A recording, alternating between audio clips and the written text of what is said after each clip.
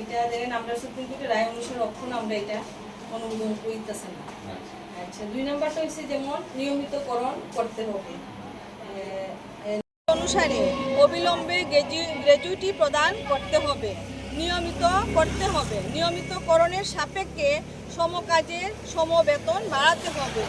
এইরকম মোট আমরা 10টি দাবি নিয়ে গৌরনগর প্রকল্পের আন্ডারে অঙ্গনওয়াড়ি ওয়ার্কার ও সহায়িকা আমরা আজকে ডিআইজি স্যারের কাছে মিলিত হয়েছি সবাই এই দাবিগুলো নিয়ে।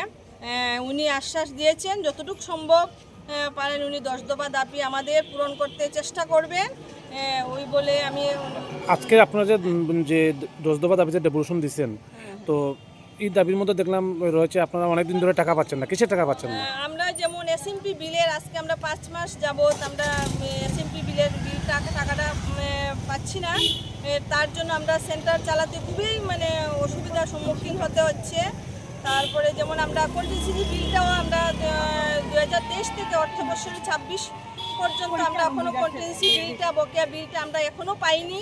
তারপরে যেমন বিভিন্ন মোবাইলের রিচার্জের টাকাটা যেরকম আমরা মাসে মাসে পাইনি, 2023-এ যেমন আমরা টাকাটা পেয়েছি আর এখন পর্যন্ত আমরা এই টাকাটা মোবাইলের রিচার্জের টাকাটা আমরা সময় মতে মাসে মাসে আমরা পাইনি।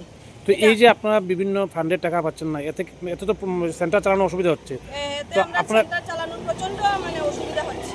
আপনারা কি ধরেন এরকম কোনো নির্দিষ্ট সীমা দিয়েছেন যে এতদিনের মধ্যে না দিলে আমরা সেন্টার বন্ধ রাখবো বা চালাতে পারবো? আমরা নির্দিষ্ট সীমা দিয়েছি। আমরা আগস্টের 1 আগস্টে আমরা যদি এই সময় আমরা সবগুলি দাবি পূরণ না হয় আমরা সময় মতে কন্টিনজেন্সি বিল বা এসএমপি বিল তার এই টিএসআরের বিল আমরা সময় মতে যদি আমরা পাইনি তাহলে আমরা 1 আগস্ট থেকে আমরা বন্ধ দিতে বাধ্য।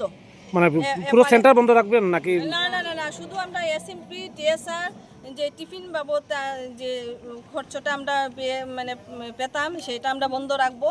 আর চাল ডালটা আমরা দিয়ে যাব, সরকারি যে চাল ডাল আছে সেটা আমরা দিয়ে যাব।